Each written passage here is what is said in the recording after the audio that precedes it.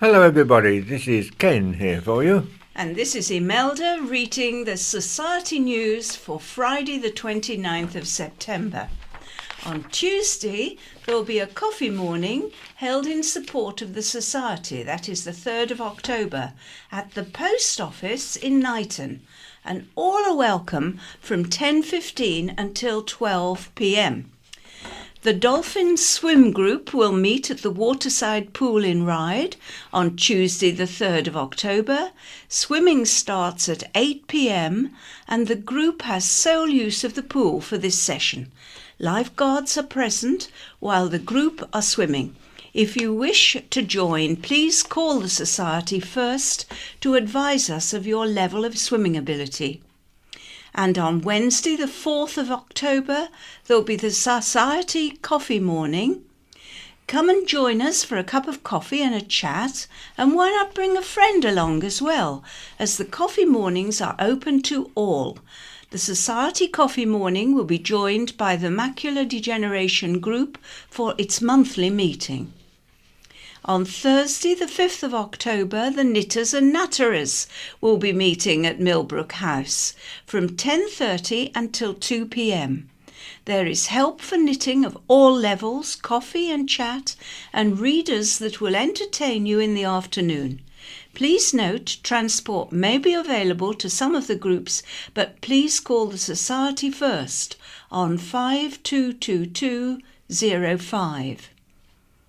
And on Friday, the 6th of October, Dress for Less, the Society's boutique dress agency, will be holding 2 recruitment days from 11 until 6 p.m. On Wednesday, the 11th of October, from 4 till 8 p.m.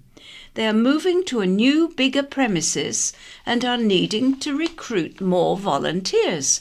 If you know of anyone who has some hours to spare and may be interested, then please encourage them to come along to 114 St James's Street in Newport to find out more.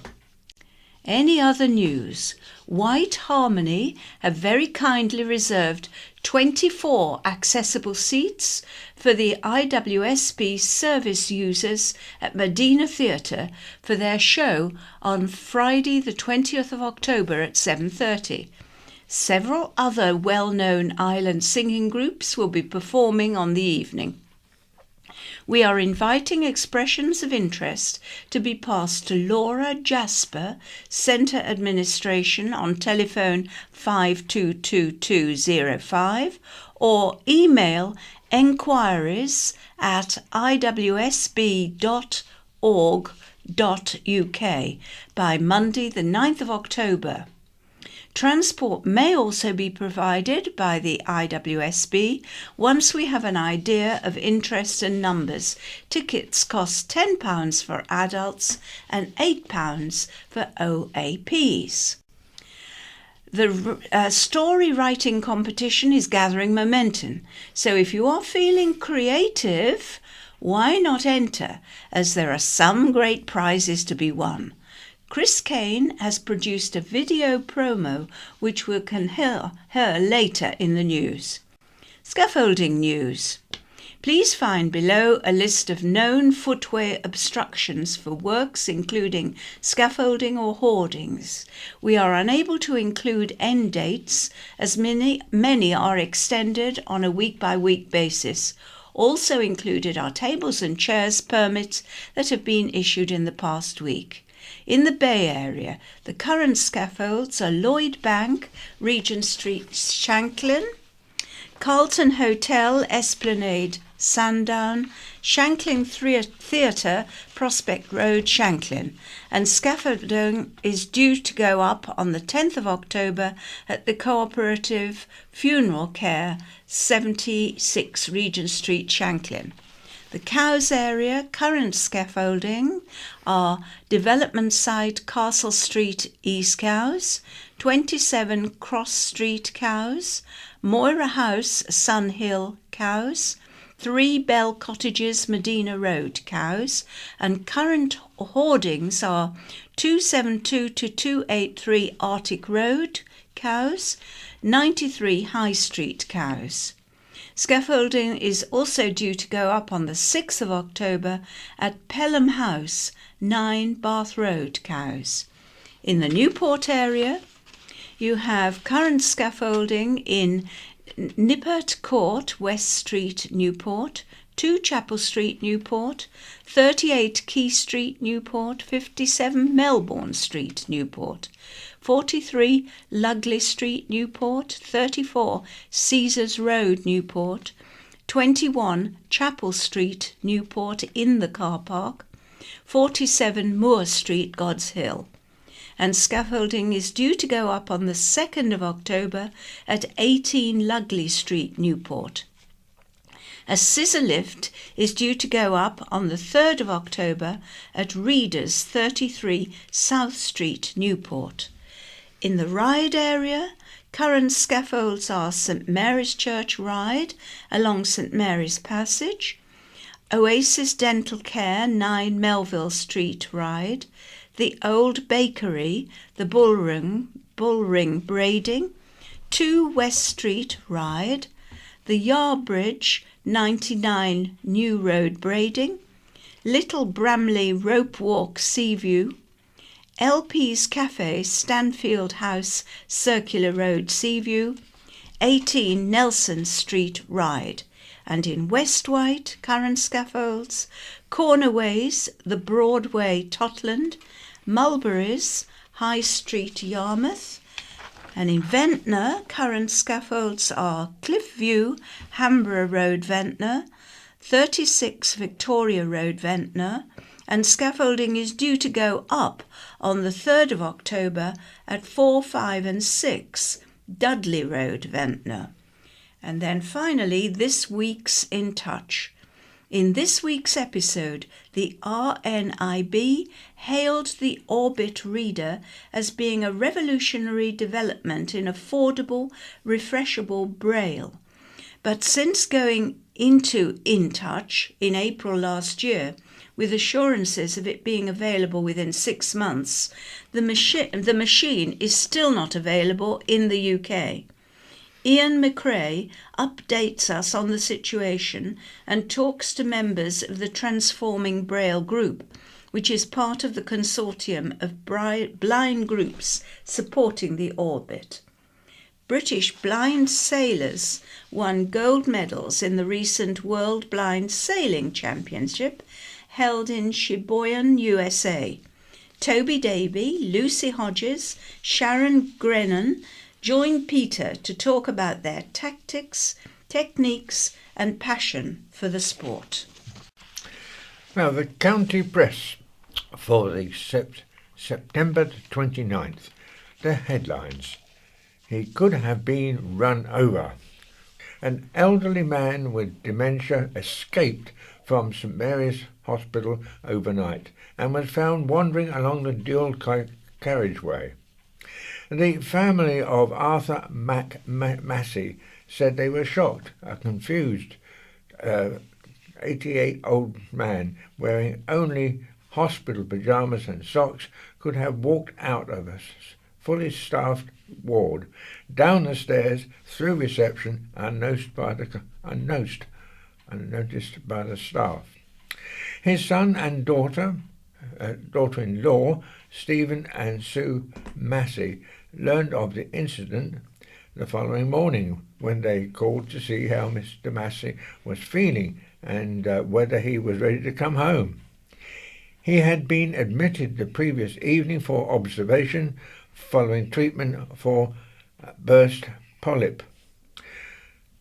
Sue said the nurse we spoke to and said she had taken her 15-minute break, and when she came back he was gone. By the time the alarm was raised, staff found him walking along the dual carriageway. We were very concerned for his safety, as he is a vulnerable elderly man with dementia. He has a bad knee and walks with a stick, but he didn't have it with him, so I don't know how he managed to get that far. He's a very calm person, but he gets confused easily. he would have been disorientated and frightened. I was so angry about it. It's sickening to think what could have happened. He could have fallen. He could even been run over. Mr. Massey lives with Stephen and Sue, both 59, at Serenia Close, Bryston. They have called on the Isle of Wight NHS Trust to improve security, to ensure patients are safe, and plan to lodge an official complaint. Following any incident, a trust spokeswoman said a review was undertaken to establish whether anything more could have been done. We have been responsibility to be vigilant regarding the whereabouts of all patients, particularly those considered vulnerable. Patients who are vulnerable or confused may be referred for an assessment for their mental capacity to make a decision regarding their health care needs. In addition, there may be precautionary measures to safeguard the person while he is in our care. For example, placing them in an area which can be easily monitored by ward staff, said the spokeswoman. Sue said, for patients who are able to walk around, it is more difficult for staff to be aware of their whereabouts at all times of days and night. So many people must have elderly relatives staying at the hospital. You trust it's a safe place. I hope this highlights the situation, because if it happened again and somebody was seriously hurt, I'd never forgive myself. Victoria takes shape. Wight Link has released pictures of its new ship, Victoria of Wight, which is under construction in Turkey. The 30 million environmentally friendly car ferry is taking shape as work continues at the shipyard in Yalova, Turkey. The ship will be delivered to Wight Link early next year and will be able to carry 178 cars and 1,200 passengers on the Portsmouth to Fishbourne route. Victoria of Wight will be a hybrid vessel powered by batteries as well as low-sulfur marine gas oil. Environmentally friendly features will include the recycling of hot water from the engines to heat the passenger areas and low-energy LED lighting. Another story about ferries. £3 million refurbishment for Red Eagle. Red Funnel will spend £3 million on a major refurbishment of the Red Eagle ferry in the new year. The work will be similar to the new look given to the Red Falcon and the Red Osprey in 2014 and 2015, and will be carried out by a local marine business. The main contract has been awarded to Trimline in Southampton, with aluminium fabrication work contracted to Wight Shipyard Limited in East Cowes. The refit will be carried out in Southampton. The project will see a significant increase in the number of internal seats for customers and involves a complete refit of B deck, including the galley and the new toilets. On A deck there will be a dedicated pet lounge and purpose-built signature lounge offering a premium club experience. High capacity Wi-Fi, USB charging points, air conditioning and digital entertainment will also be available. Work starts in January and will be completed in time for the summer timetable, which starts on March the 29th. And yet more link information. Portsmouth to Southampton link. A hover taxi linking Portsmouth with Southampton is being explored by transport chiefs. Hover Travel says it will be part of a feasibility study group which will meet in October to discuss whether the idea can become reality. A Hover Travel spokesman said, "We will meet with the local councils to discuss how to fully explore the potential of this opportunity. Hover Travel is open to suggestions for Solent travel opportunities. We are not yet in a position to confirm any trial."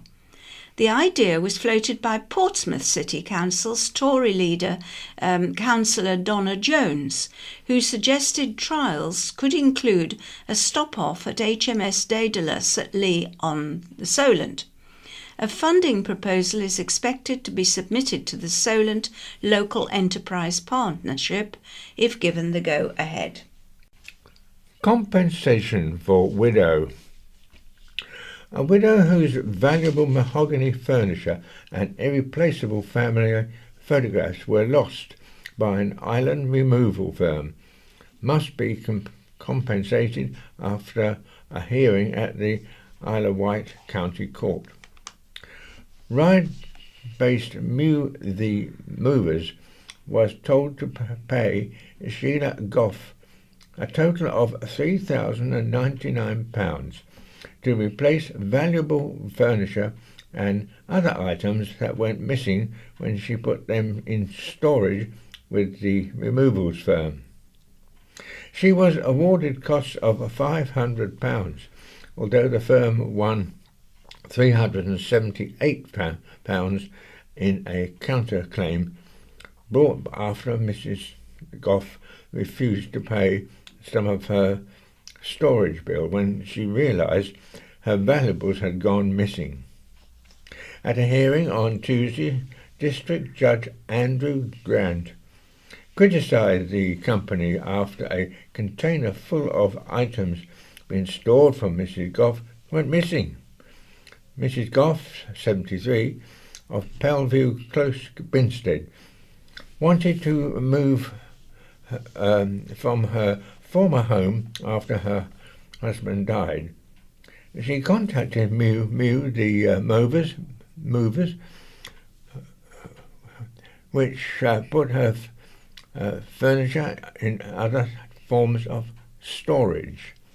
However, when the removal company came to deliver her furniture to her new home last November, she found a mahogany table and chairs found and a dresser, plus numerous household items and family photographs were missing.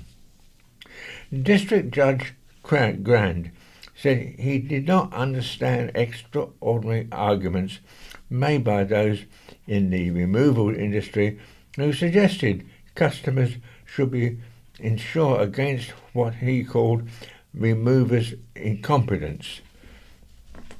Mrs. Goff had been forced to buy a new table and chairs because of the blunder, the court said. John Atkins, who works for the company, told the hearing he was unsure what had happened to the items. He said, "This is the first time ever we have had substantial items going missing in storage."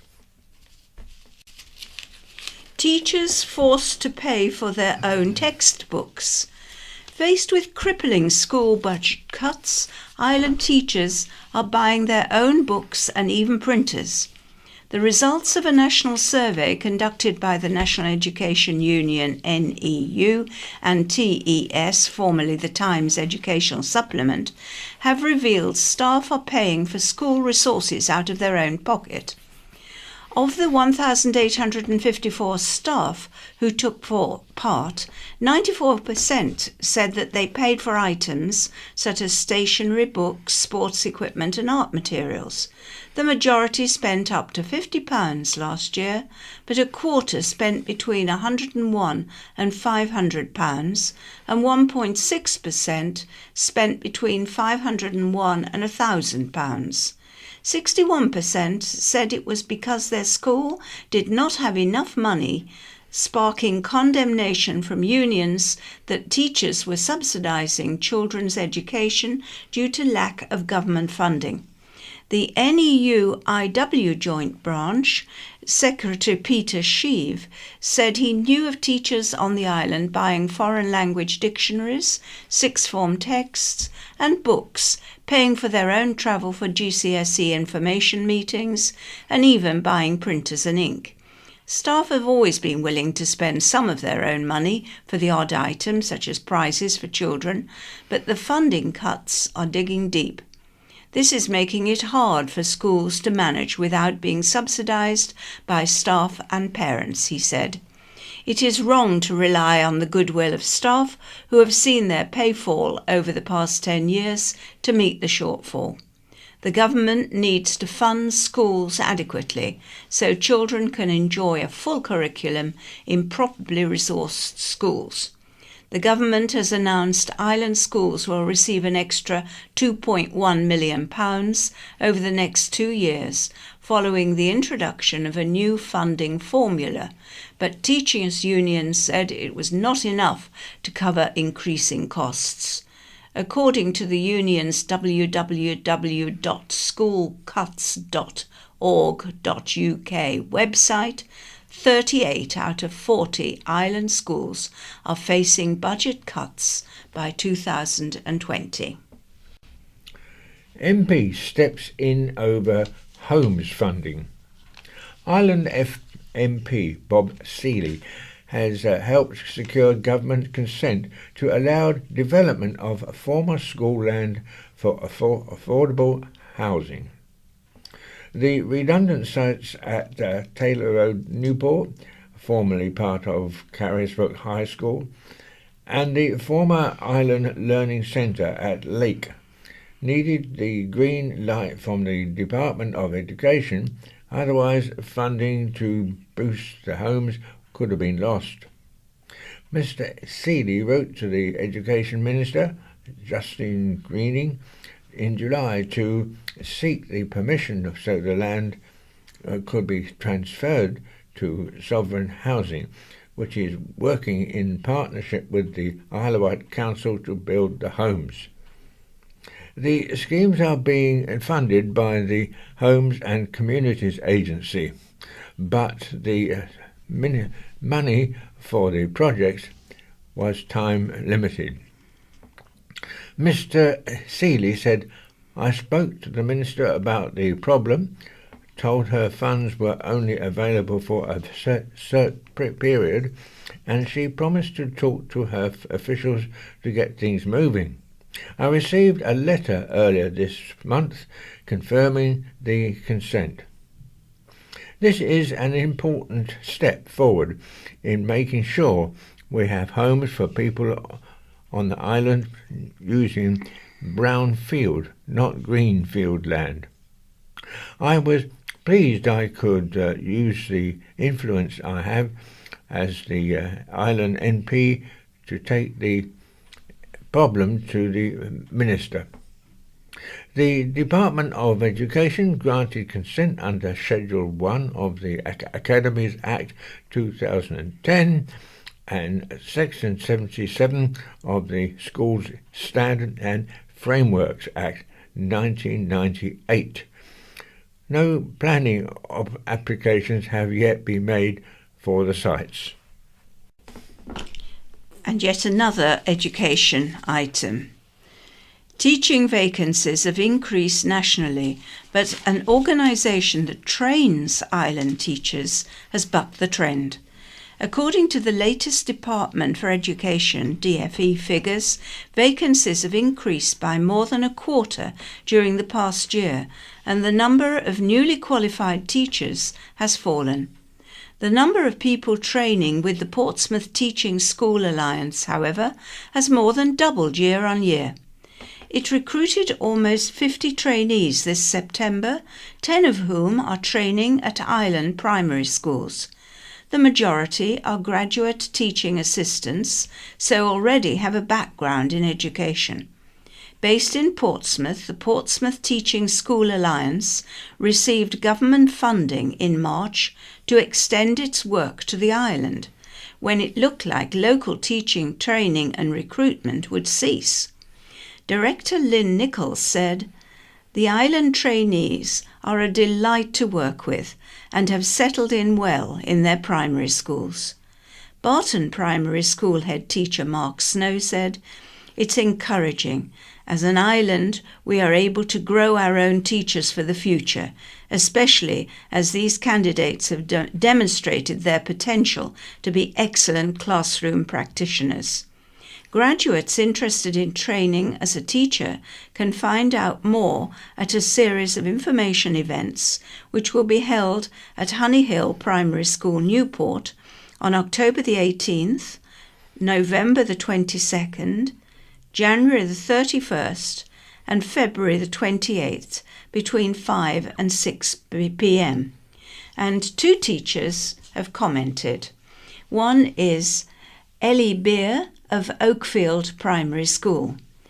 "Teaching is a profession that has interested me since I was at school.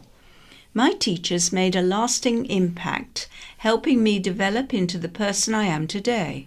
I overcame challenges in my childhood thanks to the determination of my teachers, who especially during high school inspired me to achieve despite many hurdles.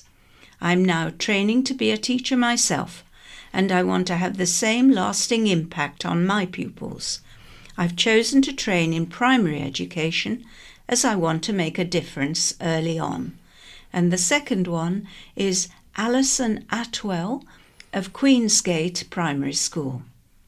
"I started my journey towards teaching in 2014, enrolling as a full-time mature student on the foundation degree in early childhood studies. I am just about to complete my BA, so I was well on my way. Then the news came there was to be no teacher training on the island. I was devastated. My prayers were answered when the Portsmouth Teaching School Alliance confirmed the DfE had given it a contract to support training on the island. I'm extremely fortunate my school can support a salaried training place, which allows me to train on the island." 7 years after a traumatic head injury forced her to quit her career as a diplomat, Sandy Belfitt has opened a new chapter in her life. Perhaps best known as the island's Lib Dem election agent, her son, Nick, chairs the party. Sandy has self-published 2 romantic novels. She said her greatest achievement was becoming an author, as she never expected to write again after slipping on a staircase and smashing her head on some marble. The accident happened during a posting in Algiers. She was not unconscious, and despite suffering from dizziness and slurred speech, she was stitched up at the local clinic and sent home. There was no medical assistance in Algiers as such. It is likely I had a small brain bleed, but it was 3 weeks before the Foreign Office sent me home. I wonder if had it hadn't been in the UK, immediate treatment would have been helped, and I'd have made a full recovery, said Sandy.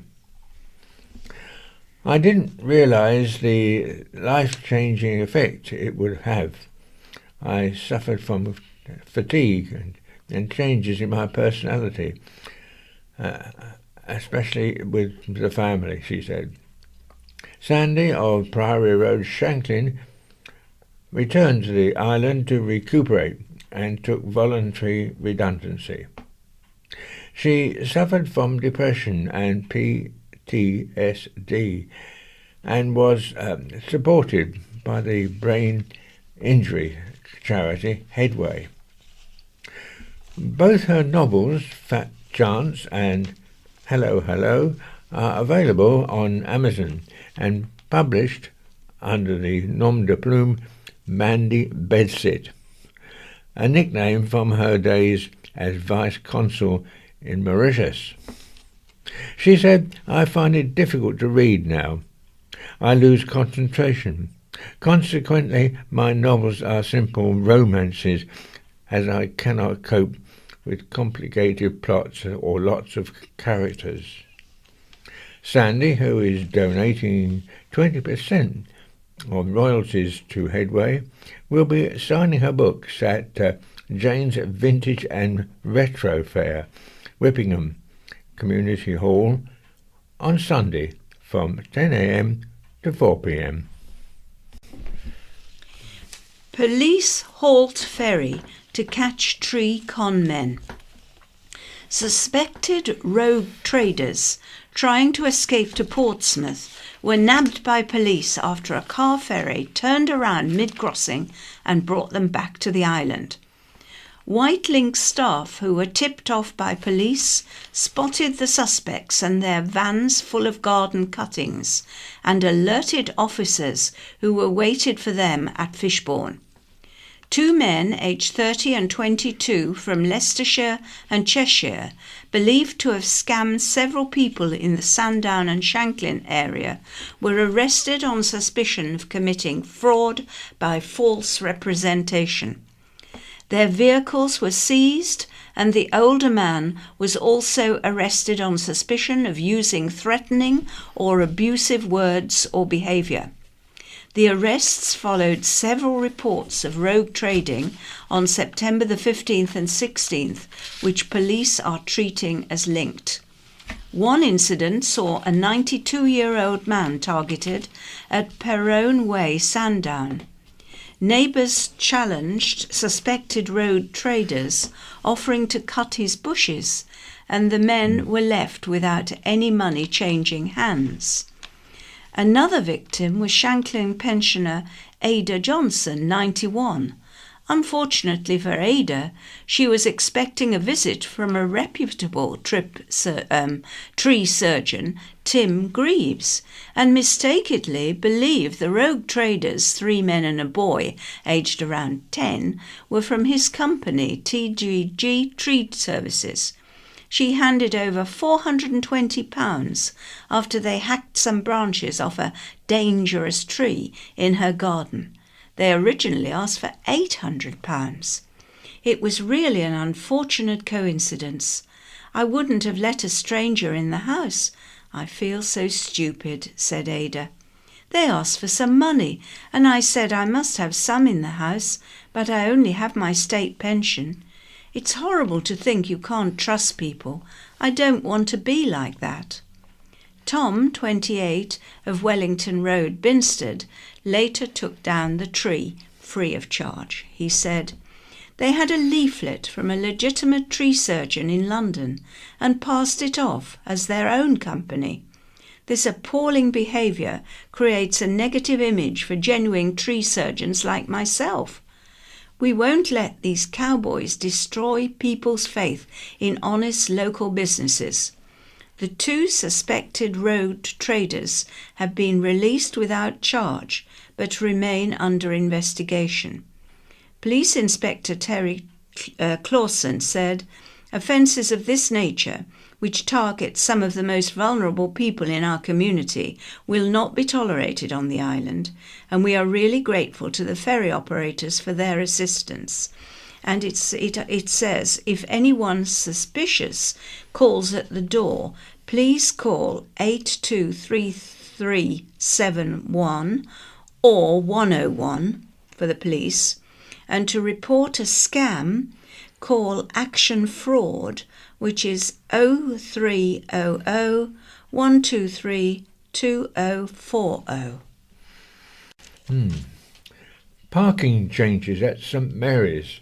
New barriers to be introduced at hospital. Patients and visitors will soon be able to pay for parking on the way out of St Mary's Hospital rather than displaying a ticket in advance. A new number plate recognition system will be brought in around October, November.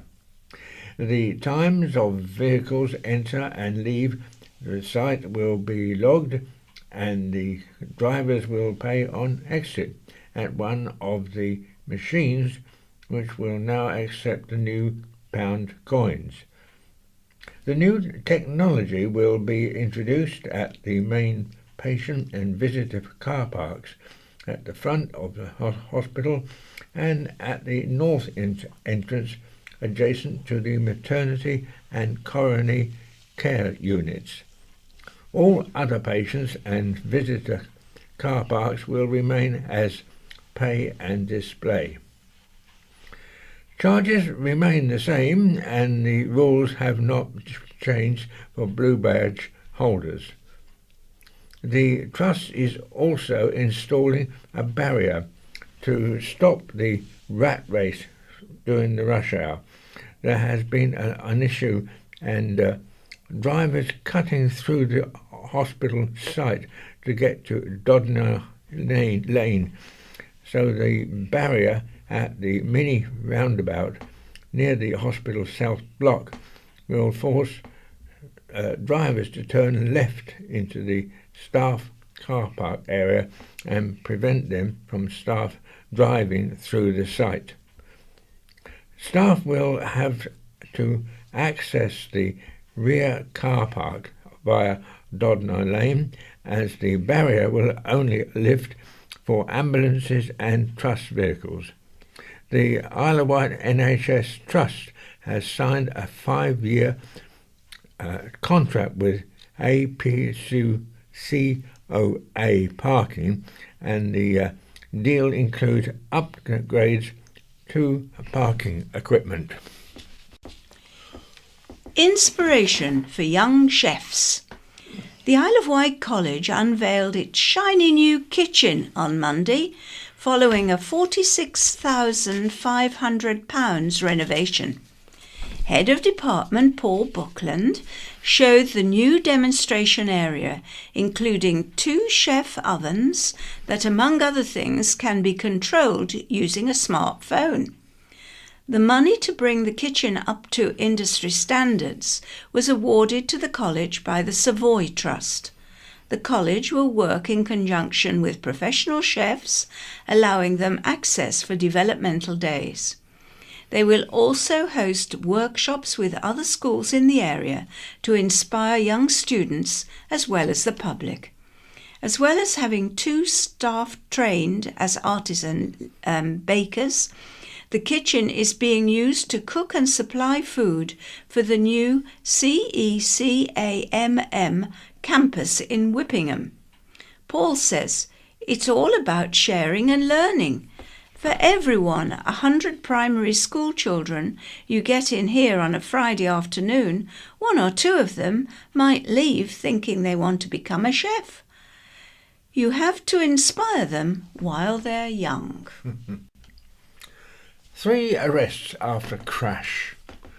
3 men have been arrested following a car crash in Cowes on Tuesday.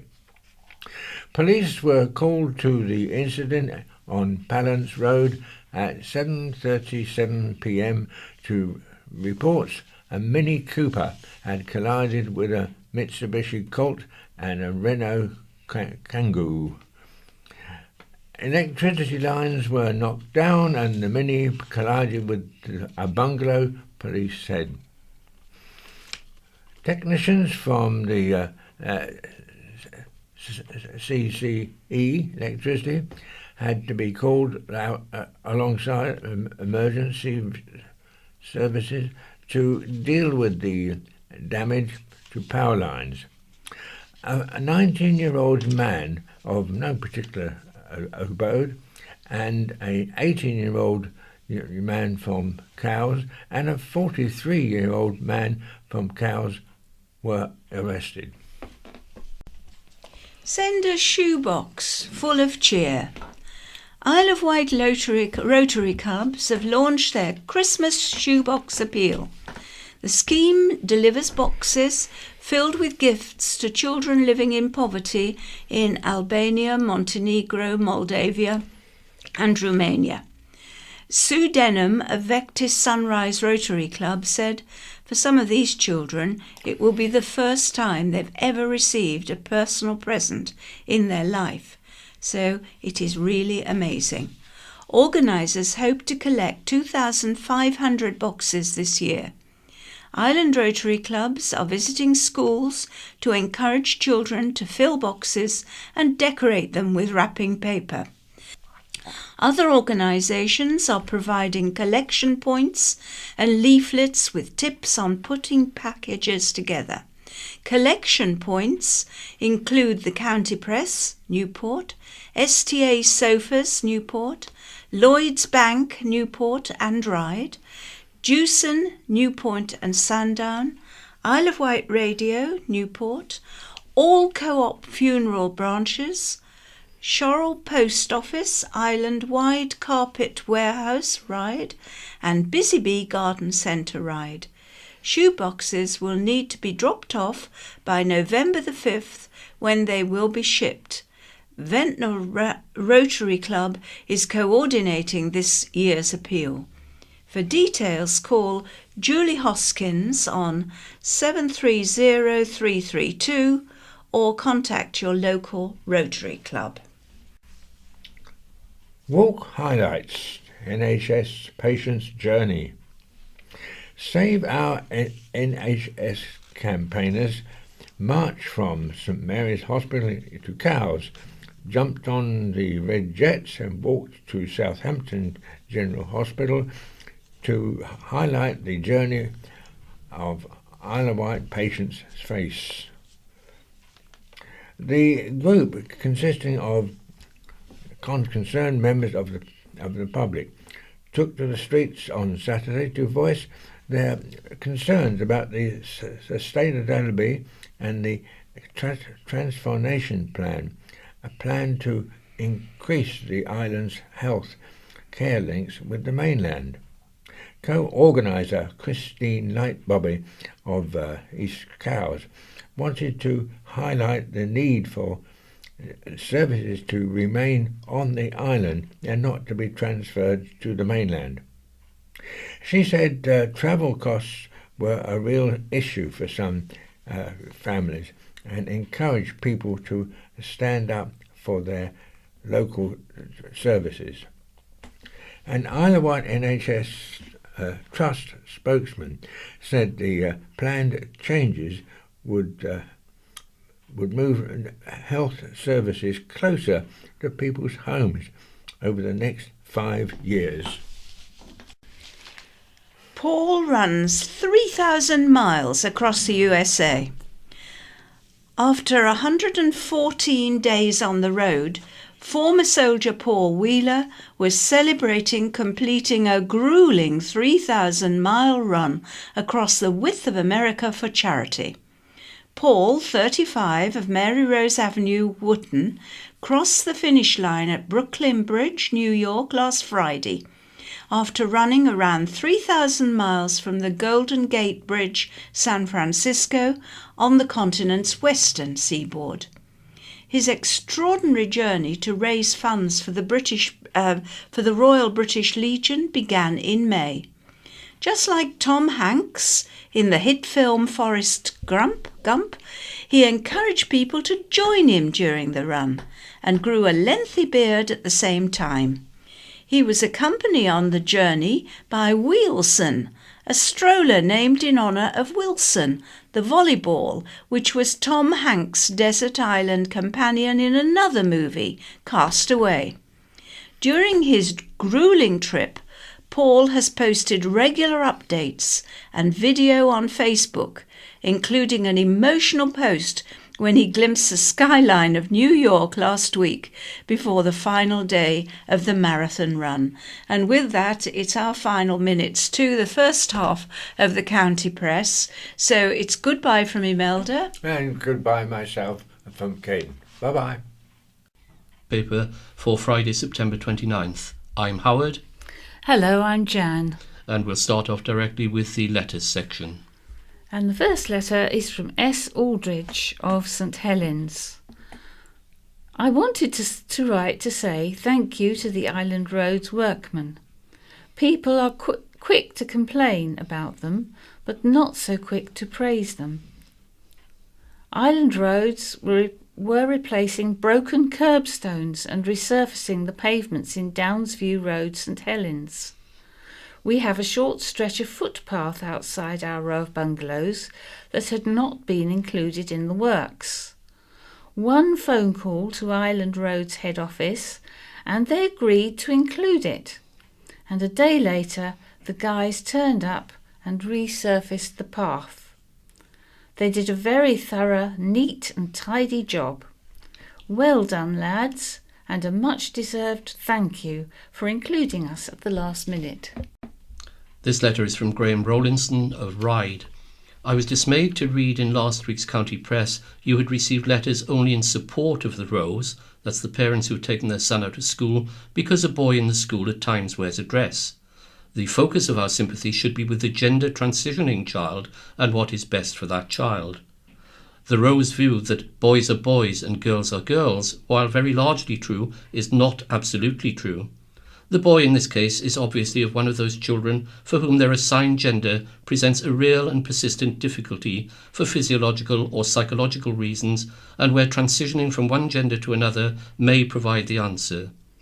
We should not be surprised that, where a person has transgender issues, those can first emerge in childhood rather than adulthood, and common sense dictates children experiencing difficulty with their gender need to be helped at an early stage rather than have their difficulties suppressed, which is implicitly what the Rows would prefer. It is the well-being of the transitioning child that needs to be foremost in our minds, and if that requires a child hitherto considered a boy to go to school in a dress, then so be it. Regretfully, the lack of balance in the letters you received on this issue may partly be due to the manner in which it was first reported. The Rows' view was given overwhelming coverage in the County Press of 15th of September. Your website features a video in which the Rows set out their stall, which frankly is an object lesson in self-righteous bigotry, with Mr. Rowe denouncing the political ideology of transgenderism as a new social construct and complaining that it was not right to push this on children. Despite their claim of compassion, the Rows seem to have little concern for the challenges the transitioning child must be facing in coming to terms with a gender change. No one promotes transgenderism, as the Rows would have us believe, and wearing a dress to school is no doubt part of a transitioning process for this child, managed under close clinical and counselling supervision. It behoves everyone connected with this child to ease their transition, which has obviously been deemed necessary for the child's well-being. The Rows' intention of taking the school to court over the matter seems to me narrow-minded and callous in the extreme. There's an editor's footnote. In the same edition as the original story, our lead letter took the Rows to task and put the opposite view, and we also carried a second letter suggesting a unisex uniform was the way forward. And here's a letter from Tony Jade Delap, aged 14, from Ryde. Can I, through your paper, thank the Isle of Wight Council for the unanimous support given to Councillor Whittle's motion last week about Ryde Arena. I am one of the island's skaters and represent the island in solo figure and synchro skating competitions.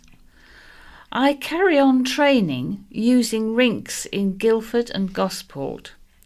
In fact, on Isle of Wight Day, I went to Guildford on the 4 a.m. ferry so I could get some training in readiness for a competition on the 27th.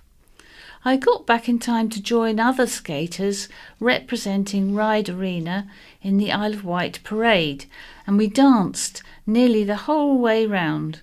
We really want to see skating and ice hockey back on the Isle of Wight. It means so much to so many people.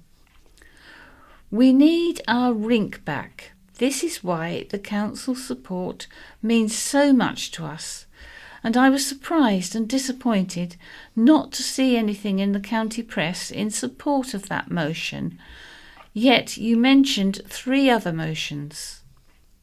We now have the full support of our council and our MP and most of the island residents in our fight against AEW, who don't seem to care about kids like me.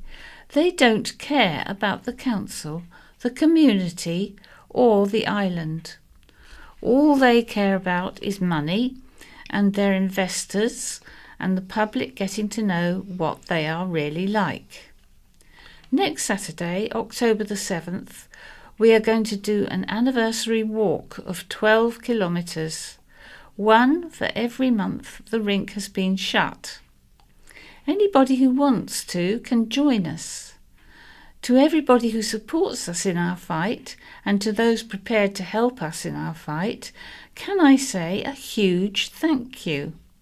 And there is an editor's footnote to this letter, which reads, "The Isle of Wight Council's backing for the Ryde Arena motion is reported in this week's paper. It was held over last week for space reasons." This letter is from Ian McKee in Totland Bay. News that the Isle of Wight Council is considering borrowing up to £100 million to invest in property should send a shiver down the taxpayer's spine.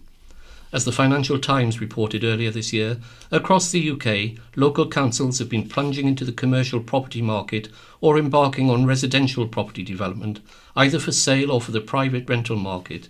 They're punting like drunken sailors all around the country, says a bemused fund manager who has been outbid by local authorities on more than one investment this year. By using the government-owned Public Works Loan Board, PWLB, councils are able to borrow millions at around 2.5%, which they spend on property, as is the Isle of Wight Council's plan, to receive yields of typically 5 to 7% and inflating asset prices into the bargain. This is known as a carry trade in hedge fund parlance. In 2016 alone, the PWLB provided loans to councils worth £1.2 billion to spend on property, according to Savills. However, the councils, having overpaid for the property in the first place, are at major risk of properties lying vacant, rent default and a decrease in the value of the property, leaving them well overstretched and incapable of meeting their obligations. This is precisely what helped cause the Japanese property crash in the 1980s and is creating ghost cities in China. Lord Oakeshott, chairman of Olim Property, investment manager of £650 million worth of commercial property for pension funds, charities and investment trusts, warned recently, English councils punting on property is an accident waiting to happen. And this letter is from Councillor Debbie Andre of Sandown. Pride is about identity, not just sexuality. I was pleased the motion I proposed at last week's full Isle of Wight Council meeting, calling for the Council to reaffirm its support for next year's Pride event due to take place on the 21st of July, was given almost unanimous support. I was grateful to see the motion reported in the county press on the 22nd of September. However, I was disappointed at an unfortunate misprint in the article, quoting me as saying, "The first Isle of Wight Pride established this island as somewhere that is inclusive, where everyone can express their sexuality." What I actually said was, where everyone is valued and free to express their individuality. This is an important difference because pride is about identity and not just sexual preference, which is why it is open to all to celebrate pride. The Isle of Wight is a fantastically diverse and inclusive community. The inaugural Pride event earlier this year celebrated that, showing the true nature of the island. If we are all accepting of each other, we can build a harmonious community where everyone has the opportunity to achieve their full potential and be the person they were meant to be. With this in mind, the plans for next year's Isle of Wight Pride are well underway. It promises to be even bigger and better than before, with the possibility of it becoming the UK Pride event for 2018. We must all work together to create a society where everyone is valued, and I, as an Isle of Wight councillor, take that responsibility very seriously. From Christopher Offer in Brading. In view of the announcement St Mary's Hospital parking charges will now be applied as people leave via a barrier, there seem to me to be two $64,000 questions. 1.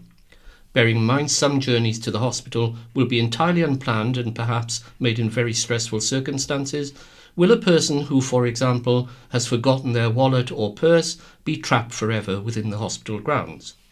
2. What will be the arrangements for dropping off and picking up?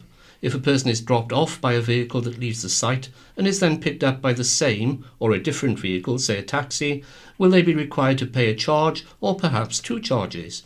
I doubt I'm the only person who is looking forward to the answers to these questions. And from Mrs. D. Mabbott of Bembridge, the report on Bembridge Parish Council by John Marino in the County Press on the 22nd of September was, in my opinion, a very biased one. I wondered if he was in the cheap seats with a restricted view, as he only appeared to see part of what happened. The meeting was always going to be a difficult one, and even the seating plan setting one group of councillors against the other.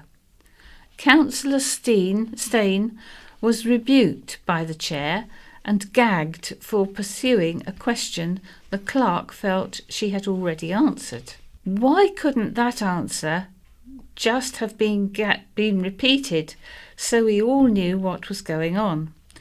Once gagged, his only means of communication with anyone was by a note. This was immediately seized upon by the councillors sitting opposite him, with the resulting pointing and catcalling behaviour. Accusations of bullying and even slander do nothing for the reputation of the parish council. Are those making these accusations totally innocent of behaving in the same way? Additionally, at the beginning of the meeting, I asked a question regarding the apparent change of allegiance of a number of councillors and why they had not offered any explanation either privately or publicly. Although the clerk has replied with her opinion, not one of those concerned has bothered to contact me. With the resignation of Councillor Christine Behan, more accusations are being levelled at Councillor Sten. Perhaps the behaviour of all the councillors needs to be looked at, rather than just one person. From Angela Hewitt in Whippingham, I wish to respond to the silly letter about the costs of building a fixed link in last week's County Press. It took 30 years of feasibility studies before they commenced building the Hindhead Tunnel at a cost then of £370 million for 1.1 miles. At today's rate, that translates as, rounding up numbers, £438 million. Fareham to Whippingham is around 8 miles. That translates to £3.5 billion at today's rate. In 30 years' time, after loads of costly feasibility studies, my estimate of £8 billion for a tunnel would be way off the mark, and it would be almost certainly double that. Also, the tunnel would need more expensive boring machinery. My basic science lessons taught me water weighs heavier than soil. Our population may have risen to 200,000 in 30 years, but that's still not anywhere near enough people for investors to make a return on their money. Can we ever take able connections seriously? And the letter of the week, all aboard the ghost train. A photograph believed to have been taken in 1960 shows the railway bridge over Coppins Bridge being dismantled to make way for the roundabout. This letter is from Michael Johnston of Sandown. The interesting Weekender article, How Things Have Changed, had one particular point which attracted my attention. reference was made to Coppins Bridge in 1960. It was a joy to behold, with a railway bridge taking trains away to Sandown. The line from Newport to Sandown closed 4 years earlier in 1956. Were they ghost trains, she asks. Now we go to the looking back section. 100 years ago, October 6, 1917, a proposal was put forward to acquire the Royal Cliff Sandown and transform it into a pleasure garden for the public. Mr. W. Board suggested if the council was not willing to buy the land, it could be leased for up to 10 years. After much debate, the proposal was postponed until the end of the war. An argument over lights at Cowes Station was on the agenda at the Cowes Council meeting.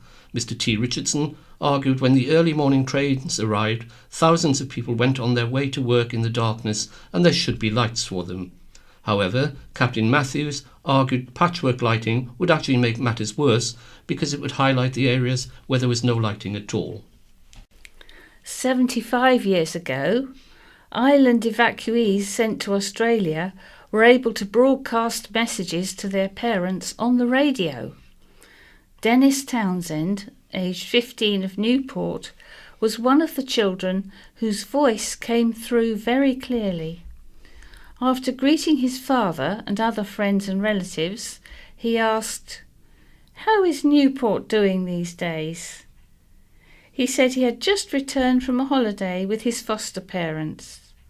He added, I have grown so much the clothes I brought with me 2 years ago will not fit, and they have all been sent back in bundles for Britain. I like the country very much, but in spite of its many attractions, I should be glad to get back to the old country again. 50 years ago, October 9th, 1967, an island nursery teacher flew out to South Africa to spend time working as a missionary. Miss Beryl Beek spent several months working in the Anglican Diocese of Pretoria. In the new year, she was scheduled to transfer to Rhodesia, spending time training secondary school teachers. Yarmouth people live on the fat of the land, according to a meeting of the Health Committee. Sewage problems meant tunnels beneath the town often became blocked with grease so thick it had to be chipped away. It was agreed a more formal discussion of the problem would take place before the following summer. And 25 years ago, 6-year-old Sean Davison said it was mind-boggling to discover his message in a bottle made it as far as Guadeloupe. During a trip to the Canary Islands, Sean's family met a German couple who put a message in a bottle for Sean to let it float off to an unknown destination. The bottle eventually resurfaced on a beach in the French West Indies. The message was found by a 14-year-old French girl who wrote to Sean to tell him she had found the bottle.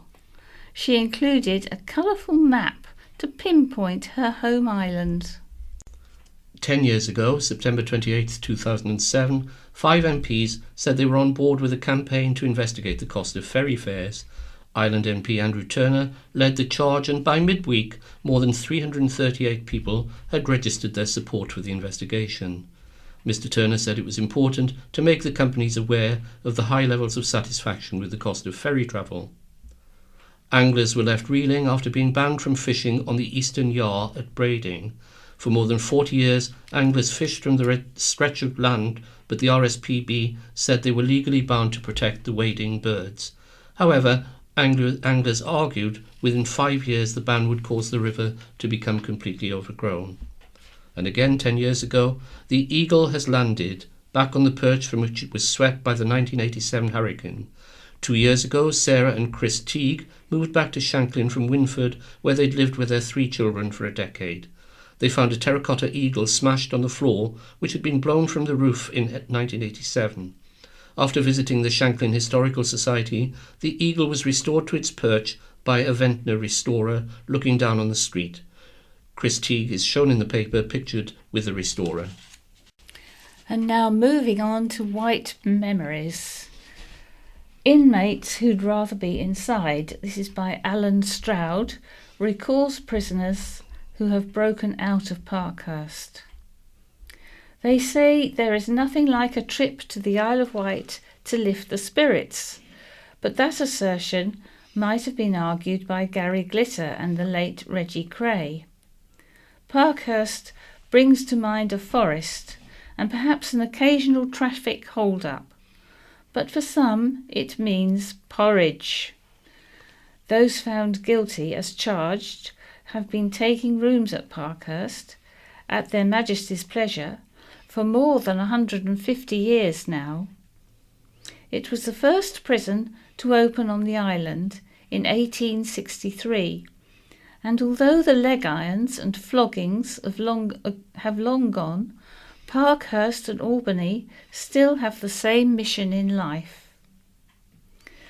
But the raison d'etre of keeping prisoners inside hasn't always worked.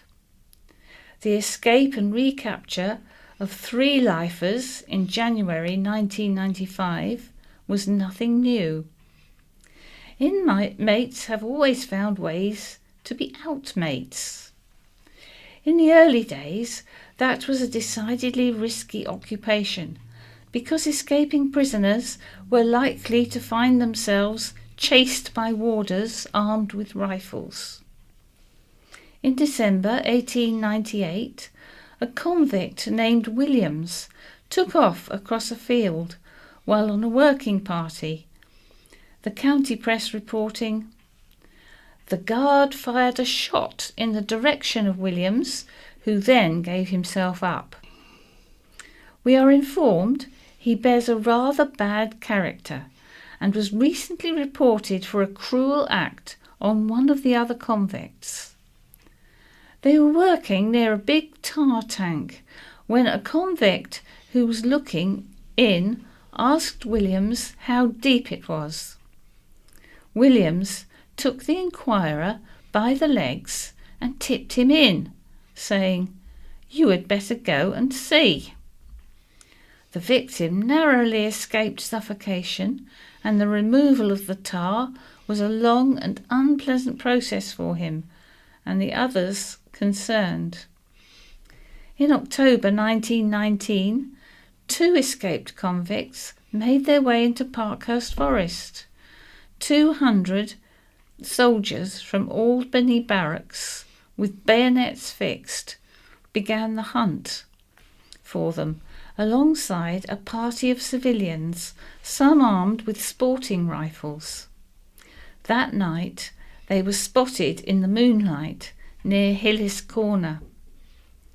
Civilians Strickland, Early, Flux and Saunders, all of Mark's Corner, were about 25 yards away, and after a shouted warning, one of them fired high in the direction of the men. One surrendered, crying, "Don't shoot me, I give up."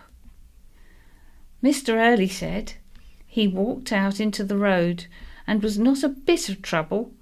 "I had to hold his left arm and Strickland his right. 2 warders handcuffed him and marched him off. As for reward, if we get any, my chum and I have decided to send it to the prisoner's wife and children." In December 1926, the Daily Mail ran a story about life in Parkhurst. Hard to believe, but in those days the Daily Mail was a jingoistic right-wing newspaper full of sensationalist shock horror stories. Their man declared, "To Mr. Begbie, the governor, discipline is a religion." Most of these convicts are old lags with terrible records, some of them unspeakable ferocious beasts. We must waste no sympathy on them. They're parasites on the community, and many of them would stab their friends in the stomach for the chance of a few shillings. The governor takes me into one of the association rooms. I catch sight of a man playing draughts. Something in his face first chills me, and then horrifies me, something that is evil. I ask about him. The answer I receive hits my heart like a hammer. I am looking at the cruelest man who ever lived, a man whose crime is worse than that of Judas Iscariot. "He must be mad," I protest. The governor turns to me. "Not mad, but bad. let's be afraid to use that word. The reason for the cruelest man being behind bars was not revealed. In 1946, 25-year-old George Jackson, serving 5 years for housebreaking, escaped from Parkhurst and roamed the Cowes and Newport area for 11 days, breaking and entering as he went. Woken by a noise at midnight, Mr. Taylor of Worsley Road, Parkhurst, went downstairs to find a kettle boiling and a pan and eggs ready for cooking. His visitor was Jackson, who'd fled, but not before helping himself to Mr. Taylor's bottle of port. 2 days later, Mrs. Bowen of Fairley Road found her house had been ransacked. Jackson had been in, and again, quite at home, casually made himself a meal and then washed and shaved in the kitchen. 2 days later, things turned nasty when Jackson, armed with an axe, broke into the Horseshoe Inn Northwood. Woken by noises, Mr. Harwood, the landlord, grabbed a truncheon and went downstairs. As he entered the kitchen, Jackson came at him with the axe, the county press reporting the attacker rained blow after blow upon him, the walls and floor were spattered with blood, and smashed crockery littered the floor. Mrs. Harwood was also attacked and struck 3 times on the head. Jackson drove off in a car, taking with him a bottle of port, some cigarettes, sweets, a flannel and soap. His recapture was reported. Game to the last, Jackson led his pursuers on a 3-mile cross-country dash. He was eventually run to earth, drenched to the skin and exhausted at Down End near Newport. The county press spoke out the following week. If our information is correct, Jackson's escape was extraordinary. We understand he escaped from the punishment cells where prisoners are supposed to be under constant watch. If this is so, serious neglect of duty is implied. If our facts are wrong, we shall be pleased to publish any statement the prison authorities may wish to make. No answer, came the stern reply. And now moving on to My View with Jonathan Young. Art Fails to Capture the Imagination is the title of this piece. My relationship with art has always been a bit of an on-off affair. Actually, about 90%, 95% off. Not only do I not know much about art, I am also not at all sure I know what I like. Although, along with most of my peer group at the time, I thought the Sgt. Pepper sleeve definitely had something going for it. My school had a special system for ensuring no one was made to feel a failure, especially when it came to sitting important exams such as O-levels. In the case of the art class, the pupil who performed most abysmally in the mock was given the honour of sitting stripped to swimming trunks as the model for the portrait paper, while the other 25 kids were actually made to enter the exam. There was never really any doubt I would be the chosen one. Male modelling became a useful string to my bow. Soon after starting out as a cub reporter in the provincial press on the North Island, the Samaritans came to us with a request for a free advert. We were happy to help and said we'd get the artwork done in-house. The picture editor decided on a dingy back street at night with a figure slouching off into the gloom. The obvious choice was the editor, whose disgusting raincoat was seen as the ideal prop. He was also known to slouch. The editor wasn't playing ball. He had a position in the town to think of. He grudgingly consented to the loan of the raincoat. We would have to find a volunteer to make themselves an object of ridicule. And guess who was volunteered? The brief to model myself on Peter Falk's Columbo, who was in his heyday at the time. Much later in life, and still with scarcely an artistic bone in my body, it was therefore with a feeling of some irony I recently found myself involved in the organisation of a contest aimed at discovering the South Wight's next artistic protégé. In an event to draw local kids into village life, our parish council sponsored an Isle of Wight Day art competition with generous, in our opinion, cash prizes and the chance of a taste of fame in the form of display of the work in the local library. My involvement was, thank goodness, confined to back office support, logistics, publicity, that sort of thing. We had a proper artist to do the judging. I would like to say the contest was a success, and in the case of the 3 children who entered, it certainly was. Not only were their efforts much better than anything I could have managed at their age, but they also saved us from the ignominy of a washout.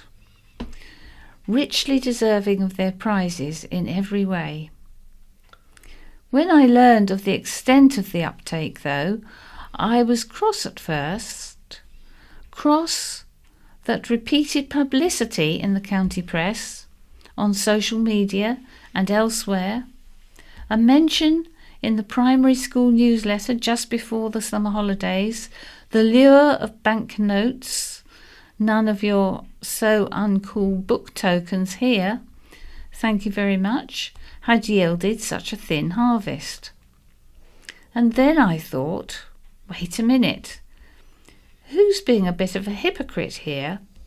In what position, at the age of 9 or 10, would I have ranked painting a picture relative to A, navigating the school green ditch culvert underneath Freshwater's Mower Place car park in school uniform, B, finding out about 7 vasefuls of daffodils as a present for my mum, which Mr. Orchard was cultivating in his market garden for the church Easter display, or C, somewhat unangelically putting out the windows in the old railway station after choir practice.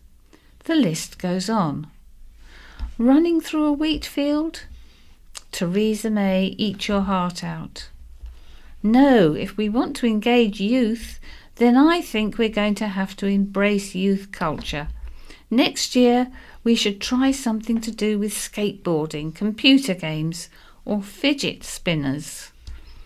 Be there or be square, he says. This next article is by Amy Mackledon, who argues gender identity is not a confusing issue. In this day and age, transphobia is unacceptable. If you don't know the appropriate language to use when discussing a trans person, don't go on national TV claiming to understand the issue. I have never been more ashamed of being associated with the Isle of Wight than when local parents Nigel and Sally Rowe appeared on this morning programme to explain why they'd withdrawn their child from school over another child who had previously identified as a boy being allowed to wear a dress at school, while the Rowes and their supporters vehemently deny they're transphobic. A quick look at the dictionary definition of the word proves otherwise. According to the Macmillan Dictionary, transphobia is prejudice towards or unfair treatment of transgender people. According to the Handbook of Gender Research in Psychology 2010, transphobia can be emotional disgust, fear, violence, anger or discomfort felt or expressed towards people who do not conform to society's gender expectations. And according to yourdictionary.com, a transphobe is someone who fears or has a negative perception of trans people. Speaking to the BBC, Mr. Rao said, "I'm shocked by the suggestion, especially from a church school, that just because we question the notion a 6-year-old boy can really become a girl, we are transphobic. But refusing to acknowledge the gender a person says they are is the very definition of transphobic. It's really that simple. While the child hasn't been named, any decision to discuss another human being's identity and life choices so publicly is beyond irresponsible. There are plenty of things in the world that are confusing, but another person's identity is not, and should not be, one of them. The nature of society is such we coexist with people whose beliefs are different from ours on a daily basis. According to the BBC, some schools are causing pupils stress by not using the name they prefer or enforcing gendered uniform rules. The fact is, trans children all over the country and world face daily persecution for attempting to live their lives. The BBC spoke to Mrs. Bernadette John of the Good Schools Guide, who highlighted the tremendous anguish children who are not allowed to express their true identity can feel, with some resorting to self-harm or even suicide. Instead of considering the emotional harm they might cause, some people feel duty-bound to discuss another person's gender on TV. Rather than considering how their actions might affect another possible vulnerable human being, the choice to focus on one's own beliefs in a situation such as this is incredibly selfish. I spoke to Jason Thompson, a father of 2 trans boys, who said, "My kids live every day with the willful ignorance of transphobia. They may not be getting attacked, but every time they need to use a public toilet, it's a stressful choice to conform or be themselves, and they get comments from others when they're true to themselves. Personally, I long for the day gender isn't assigned at birth, and instead every person can self-assign when they're ready. Instead of perpetrating outdated gender stereotypes regarding men and women, it's time we recognised everyone is different. Whether you like it or not, gender is fluid, and the age of 2 genders is coming to an overdue end. It's embarrassing to hear people from the Isle of Wight speak with such a callous disregard for trans people, and it's disgraceful these adults have decided their religious beliefs take precedence over the safety and emotional well-being of a child." And the next item, Behind the News by Joanna Hunt, looks at the island's youth mental health survey. Getting to grips with youth mental health. Growing up on the Isle of Wight is tough, and we need to shape our mental health services around young people's needs. That is the message from Youth Trust Director Mairead Healy, following the organisation's first island-wide census. The survey revealed children as young as 5 have sought counselling for anxiety and family issues, and some under 11s are suffering from depression and finding school difficult. The mental health census was carried out across 17 island schools and gave young people the chance to express their concerns. Last year, the Youth Trust, which relies on community funding for some of its services, provided 4,500 appointments for young people. Mairead Healy, Youth Trust Director, said, "We are in crisis across the country, and some of the issues are more pronounced on the island. It's tough growing up on the Isle of Wight, and there are issues around aspiration. Often, young people feel they are not listened to, and bad press, such as the head of Ofsted calling the island a ghetto, can really affect how young people view themselves and what they can achieve." In light of the census, the Trust has put together a youth mental health task force, which sees 25 ambassadors, some under 18 and some older, raise awareness of mental health issues and fight against stigma. Mairead said, "There were a number of barriers in the way of access to the right support, including expensive public transport and waiting lists. Some services have 2-year waiting lists. This is a difficult time when people are in real distress. But all services are under a lot of pressure, including ours," she said. "It's disheartening that some young people have had bad experiences with statutory services. Sometimes the one-size-fits-all approach doesn't work. It's really important that we listen to these people to develop solutions and individualise the services on the island. Our outreach programmes in schools enable us to work with young people across the island. This helps get around the barrier of expensive public transport, which can be a real issue. I've lived in London and Dublin, and I think the buses are really expensive here.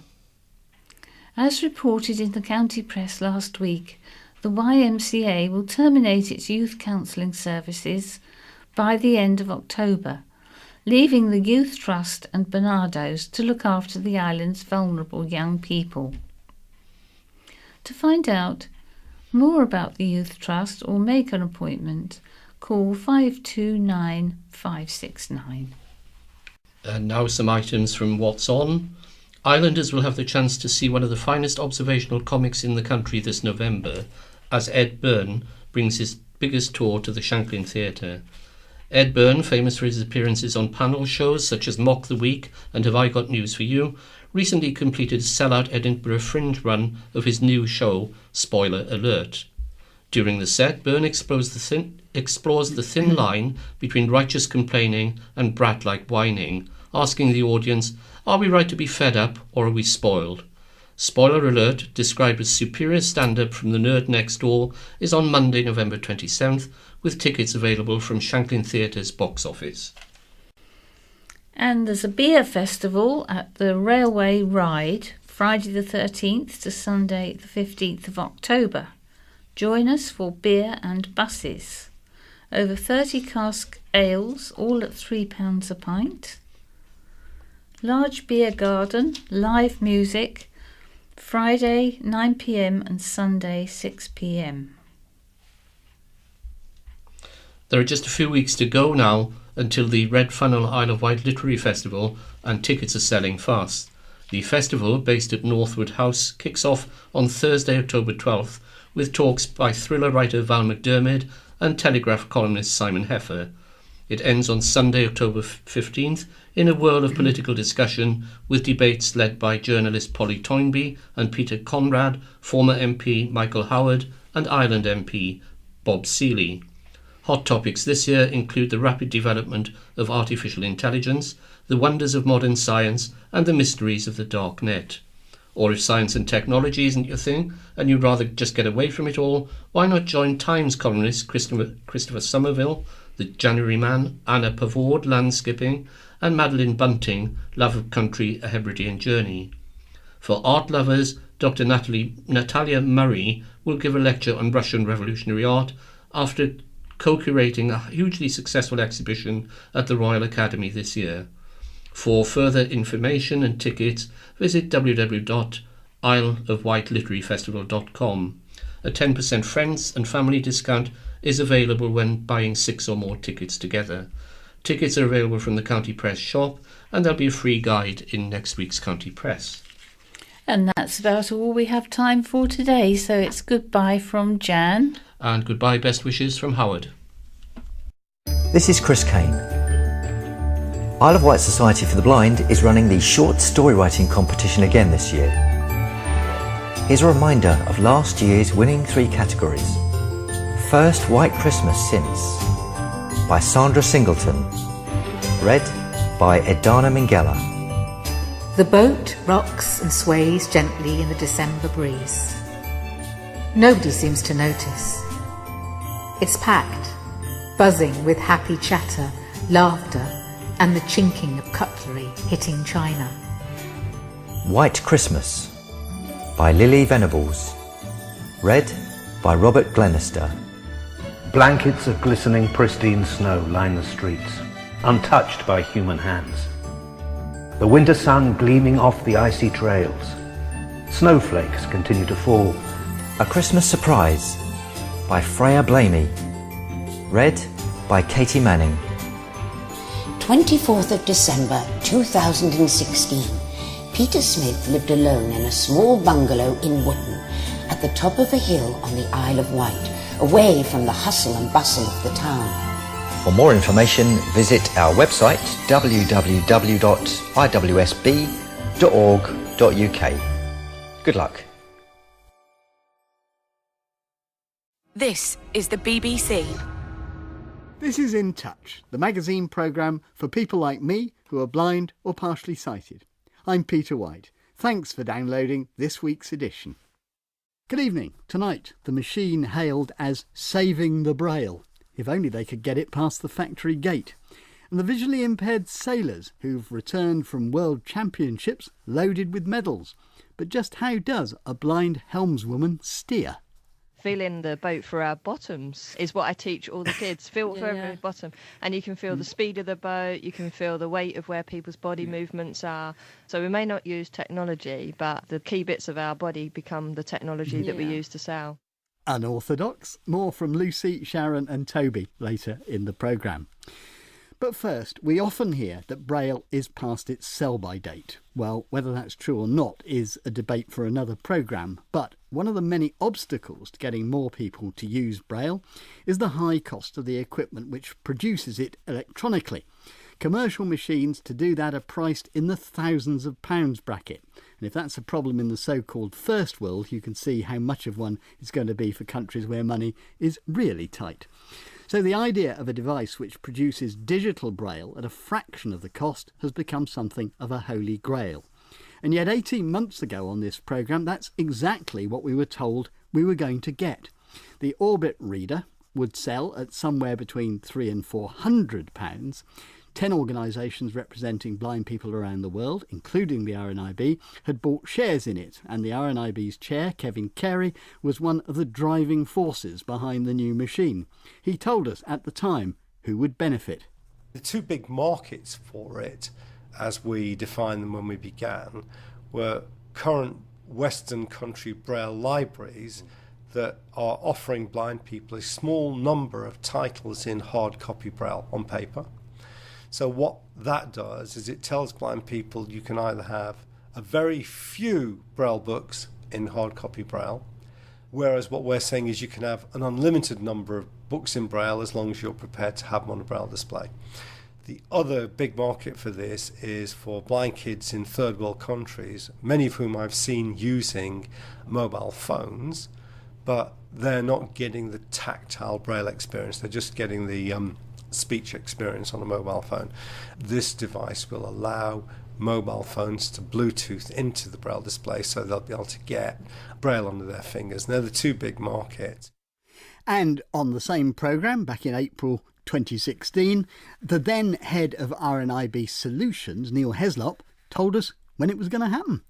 6 months. Are you confident about that? Yeah, absolutely. The only variable that has to be determined is the final price, because the final price is a function of the global orders.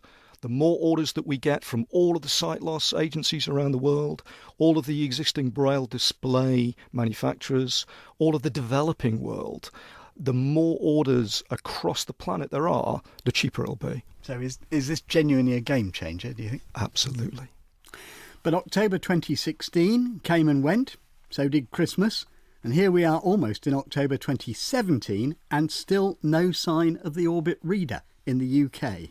And now, wherever Braille is discussed, there's only one topic in town. Where is the Orbit reader? Well, last week we asked the RNIB if we could talk again to their chair Kevin Carey about this. They told us he wasn't available. We asked if there was anyone else we could talk to about it. They said there wasn't. So we turned to our reporter and keen Brailleist Ian McCrae to see what he could find out for us. And we started with the issue of its history.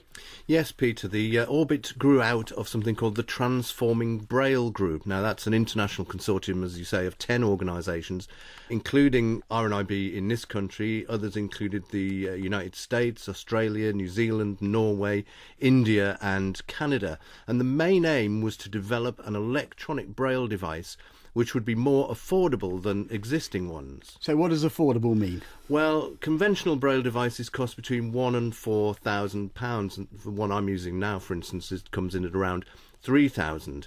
The Transforming Braille Group were looking to bring something in that would cost less than £1,000, well under £1,000, and the Orbit was originally priced at £380, which is, of course, a fraction of that cost. So what's the orbit machine actually like, Ian? Well, speaking frankly, I haven't ever actually seen one, but I know you have. You actually got your hands on one for the programme. Well, I saw one for about half an hour and I did have a look at it. What I thought was it was neat. It was smaller than certainly perhaps some of the newer ones are quite small, but certainly some of the older ones are bigger than that.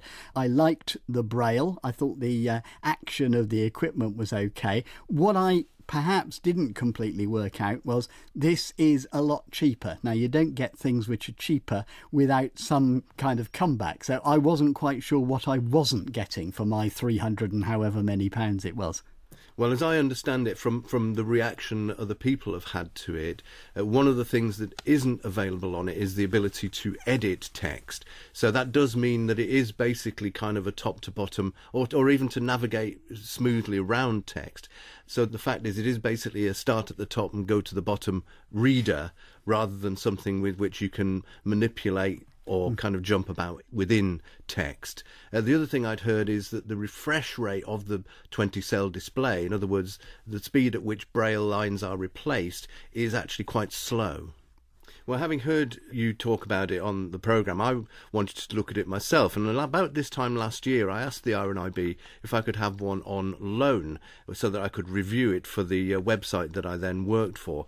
And they said that they could get one to me probably by Christmas last year, but it never arrived. Were you given any explanation for that? No. In fact, things went very quiet altogether on the RNIB and Orbit front, and that was despite the fact that people had been being quite heavily encouraged to place pre-orders for the device at a discounted rate of £349.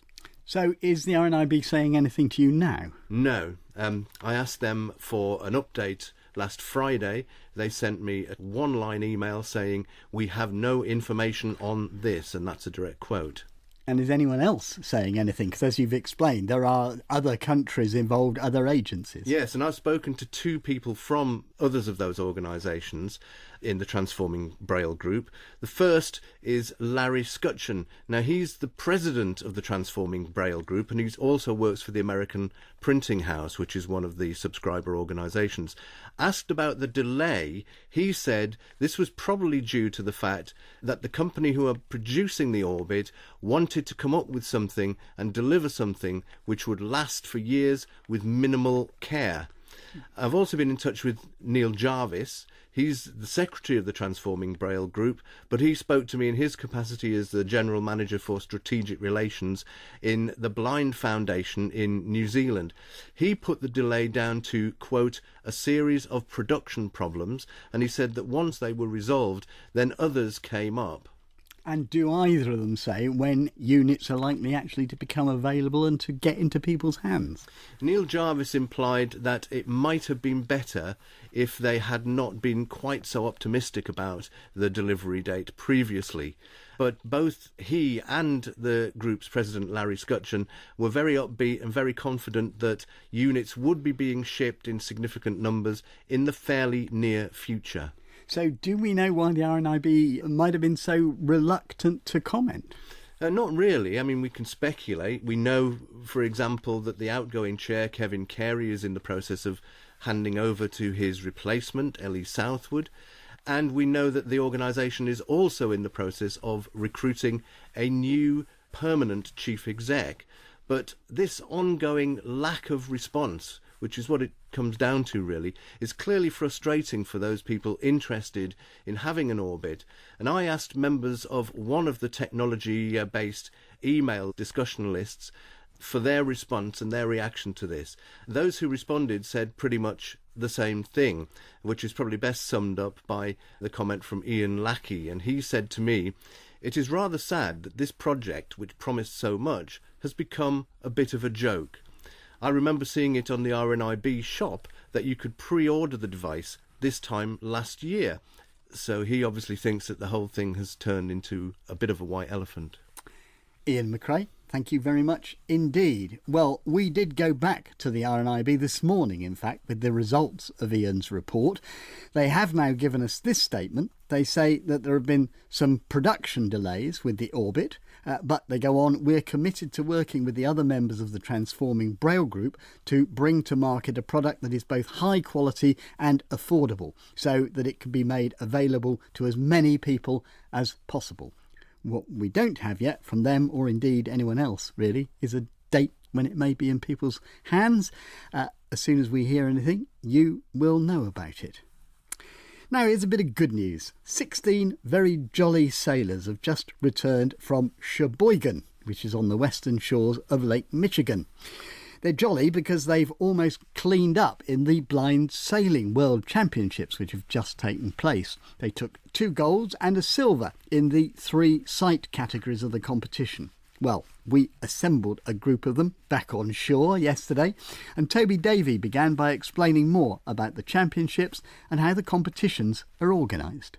There are 3 sight categories, so there's B1, B2 and B3 for those people who know about those sight categories, and it goes on the level of eyesight of the helmsperson. So in the championships there's 3 different divisions, and the makeup on board the boat is that there's a visually impaired helmsperson, a visually impaired main sheet trimmer, so that's trimming the mainsail, the big sail on the boat. There's a sighted crew who looks after the foresail, the jib. And there's also a sighted tactician. And the sighted tactician is purely there to give verbal information to the crew. They're not allowed to touch anything on board the boat. So if they go for a sheet, a rope, or they touch the helm, we have to do a penalty turn. But the tactician is there to give that tactical information, paint the picture of where we are on the race course. And it's always, sort of working as a team as well. The 4 people on each boat really have to work as a team. Communication is really key. Let me bring in Lucy Hodges, who was part of the B2 team, which means that members do actually have some sight. Now, your team rather swept the board, didn't it? Yeah, all clear wins. It was a good battle with USA and Canada, seeing both teams improve. But there were some new sailors on board, both USA and Canada. But we had good fun going up against them. But just speed on the day and really good tactics from Ben Hazelden and good crew work brought us out on top each time. And what are good tactics? And are there tactics that have anything to do with visual impairment, or are these simply good sailing tactics, full stop? Depends on the day. There was one particular day where I had to put my trust in Ben. Being on the helm, you're feeling the breeze. And it was a really shifty day, shifts of 20 degrees. That's the wind shifting from left to right along the racetrack. And he could see the breeze coming in. And I just had to hold the tiller really steadily because I had no feel in the breeze at all. And he spoke to me and said, you'll feel the cold breeze and then we'll feel the warm breeze. That's the warm breeze that's going to catch us. It won't catch Canada. We'll be off and we'll be around the mark first. Had to wait literally probably 2 to 3 minutes, felt the cold breeze, felt the warm breeze, and we were off around the top mark first. So you need a lot of accuracy from him in order to know what you actually have to look out for, or feel out for, as it were. Yeah, especially in those circumstances when it isn't constant breeze. When it's constant breeze, then you're more comfortable, you're in your zone, just Helmy is visually impaired. But Ben's brand new, he's only 20, brand new to VI sailing this year. He jumped in a dinghy with me. We got on so well, both on and off the water, and a partnership was formed between the 2 of us. And you're a bit of a Jill of all trades, aren't you? Because didn't you do the video as well? I am Commodore of GBR Blind Sailing, so run the whole programme, the training programme, the sponsorship programme, the press releases. So unfortunately, yeah. Now, as I explained, the B2s do have some sight, but there are also a number of competitors who are either totally blind or who've got very little sight at all, of whom Sharon Grennan is one. And I think your races, you may not have won, but your competition was perhaps the closest, the most exciting. Well, we got silver overall in our group. All of the races were really, really close. Different teams won different races. I think we won 6 races outright and got a real mixed bag of results otherwise. So did it go right down to the wire, as it were? Yes, it did. We started off the first couple of days. We were getting sort of 3rd, 4th place. We had a couple of really good days of sailing, bit more wind, sort of slight waves, and we just sailed much better in those conditions, and we really pulled it back, caught up to the leading American team. And at the end of the 5th day of racing, we were sort of joint first. So you thought you were really in with a chance at that point? Yes, had everything to play for in the last day of racing, and that was the day that they had very, very shifty wind conditions, and the US team just sailed better than Squeaked ahead that day. And now you are also a helmsman for your team, and you have only, I think, got light perception. Now, Lucy touched on this, on the methods, but for you, just explain, how can you actually steer?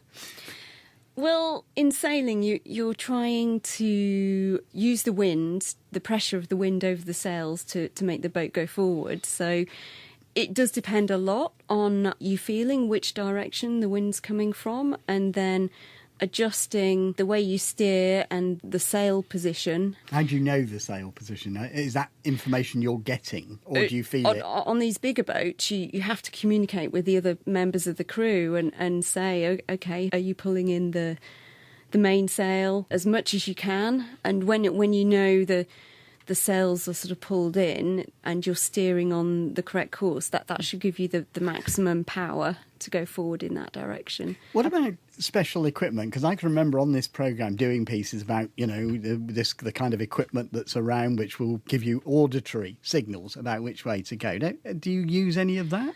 Not really, not in fleet racing when you've got a mixed sighted and visually impaired crew.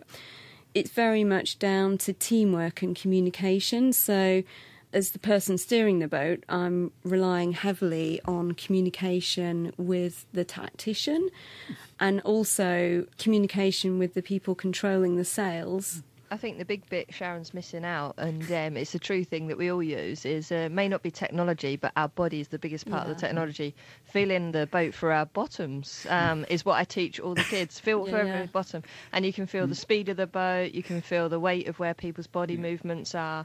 So we may not use technology, but the key bits of our body become the technology that we use to sail. Toby? Yeah, because you can certainly feel when the boat's not going so well, and you feel are we going as fast as we really should be? You can feel it when it's a bit sluggish, and you just think, okay, well, I'll just ease a little bit of a traveller or ease a main sheet or whatever, and then you can feel the boat really pick up, and you do that mainly through feel. It's all done through feel. I've been sailing. I got very wet. I got very cold. I can't quite see what the joy of it is. Lucy, what is it that you get out of it?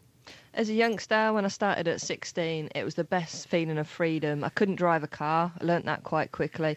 But I can drive a boat, and I can drive a boat fast, slow, medium, round a racetrack with my friends or with the other blind sailors. Thoroughly enjoyed it. It's freedom on the water that you can't experience anywhere else in life. I love the outdoor active sports, and for me it gives me a great sense of freedom, but also it's the camaraderie of sharing a sport that I enjoy with other people, whether they're blind or sighted. I agree with Lucy in many ways. It is freedom, but it's also being part of a team.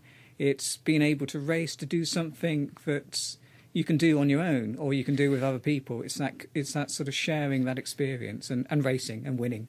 Toby Davey ending that conversation, and let's add our congratulations to Toby, Lucy Hodges, Sharon Grennan and indeed the rest of the Great Britain squad. You can find out more about the World Championships on our website, from where you can also download the podcast for tonight's programme and sign up for others. You can call our action line on 0800 044 044 for 24 hours after this programme. You can email in touch at bbc.co.uk or click on Contact Us on our website. That's www.bbc.co.uk/in-touch. From me, Peter Wight, producer Cheryl Gabriel and the team, goodbye. This is Chris. And this is Pauline. Reading out the questions for the client consultation survey. This is advanced information in order to give you more time to consider your responses. Client consultation. Established in 1895, the Isle of Wight Society for the Blind, IWSB, is one of the oldest independent charities on the Isle of Wight. We are inviting clients and prospective clients to have their say and identify their priorities in a consultation exercise that will help determine Isle of Wight Society for the Blind future plans and activities.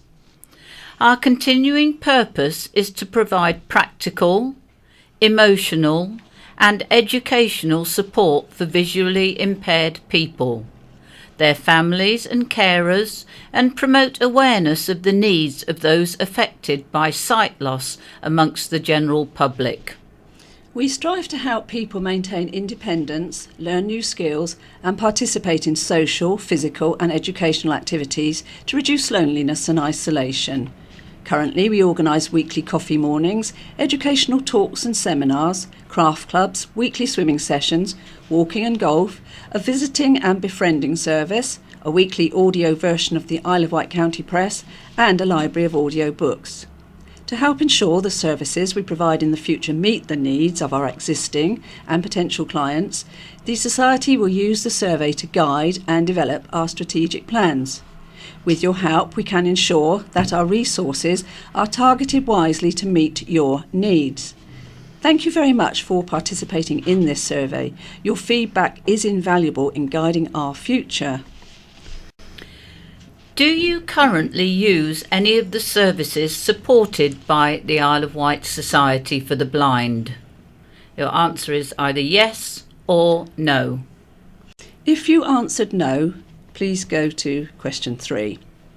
If you answered yes, please rate how positive each have on your well-being under the following. And the headings are not applicable, not at all, slightly positive, moderately positive, very positive, extremely positive.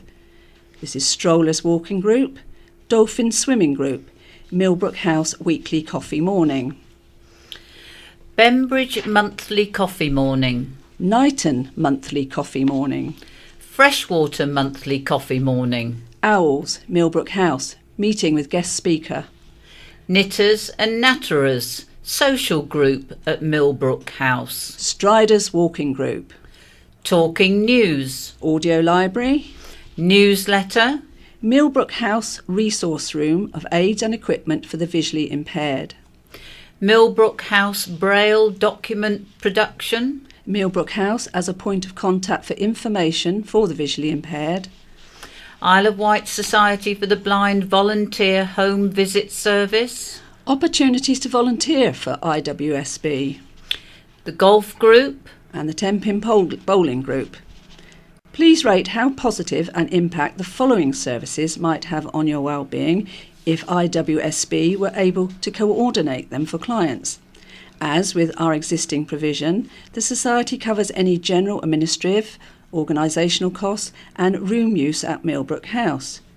Categories are, and we'd like you to say not at all, or slightly positive, moderately positive, very positive, extremely positive.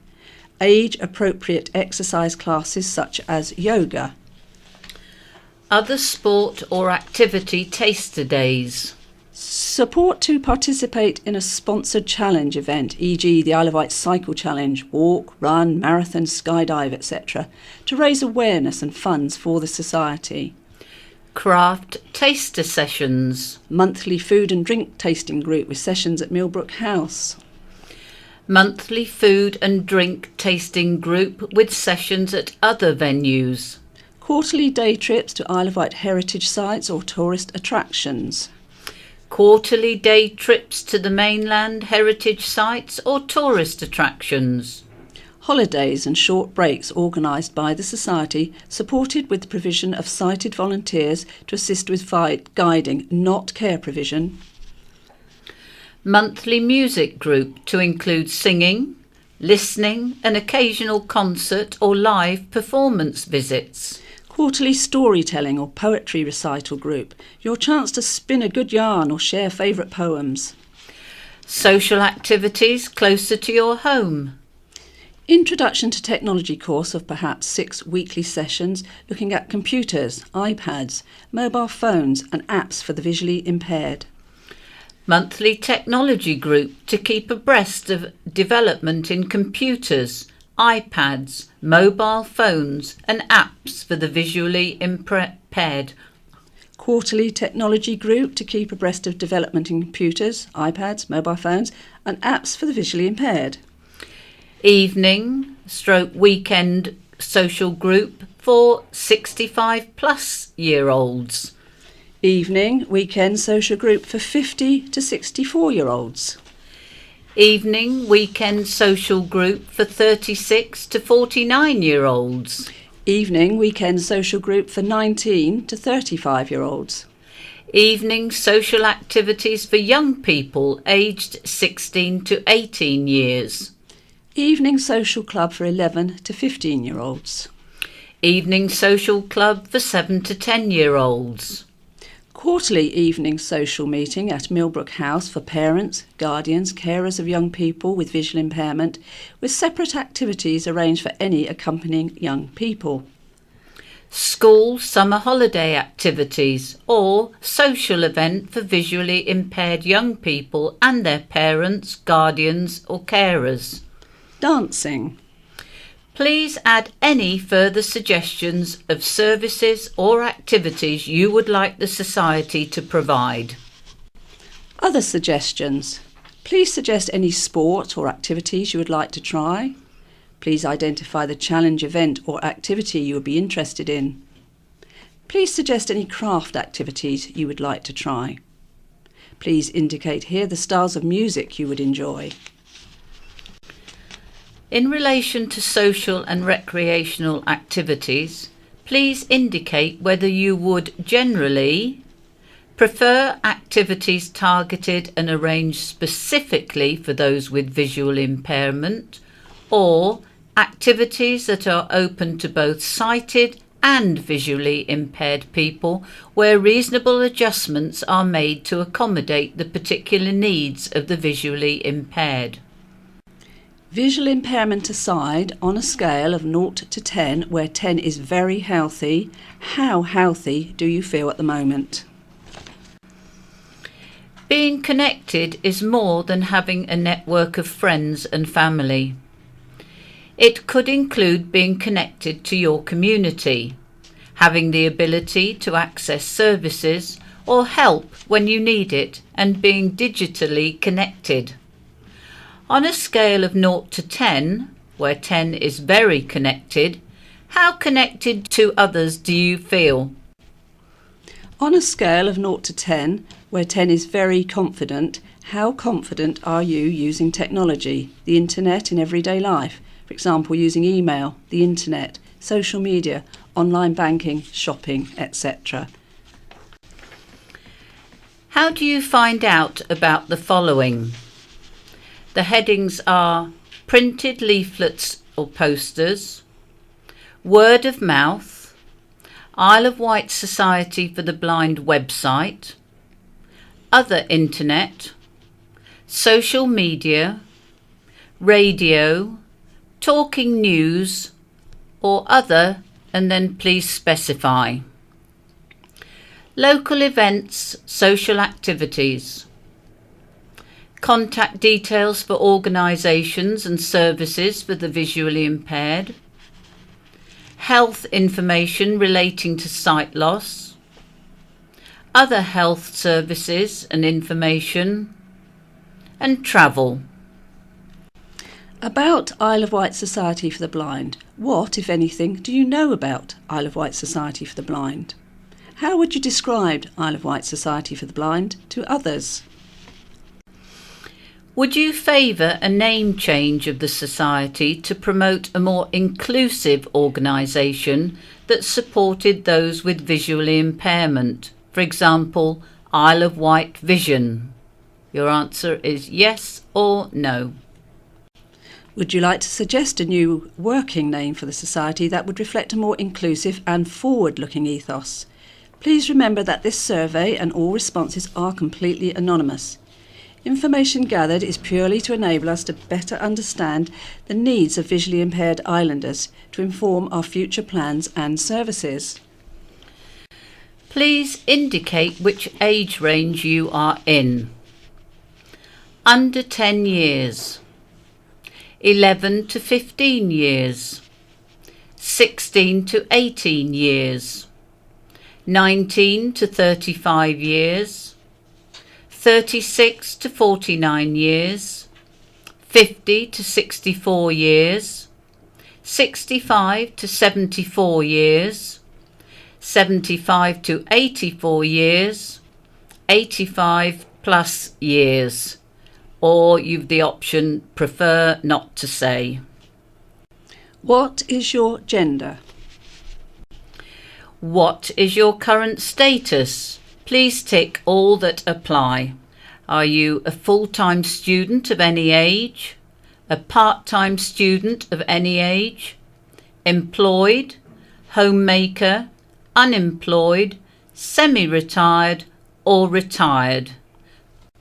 Do you volunteer for any organisation? Yes? No? Prefer not to say? If yes, which organisation? Please tell us the first part, that is the 4 digits, of your postcode. Please let us have any comments, questions or concerns. Please identify if you have completed this and independently. Firstly, as a visually impaired client or prospective client, or as a volunteer, carer, guardian or visually impaired parent. Thank you for completing this survey.